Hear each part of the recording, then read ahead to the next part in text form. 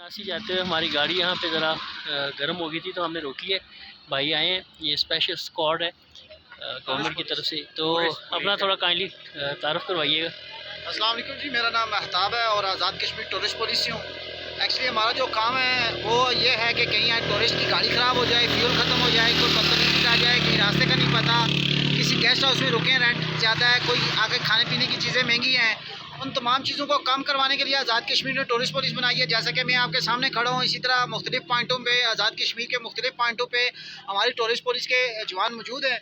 अगर कहीं आपको मसला पेश आता है तो उनसे कॉन्टैक्ट करें। अगर हमारा जो हेल्पलाइन नंबर है उस पर डायरेक्ट आप कॉल कर रहे हैं, 05822142 हमारा हेल्पलाइन नंबर है, इस पर कॉल करें। लोकेशन सही बताएं, हम आपके पास 10 से 20 मिनट के अंदर अंदर, ये बाइक है हमारे पास सरकारी, इनको लेके आपके पास पहुँचेंगे इंशाल्लाह। आप परेशान नहीं होना।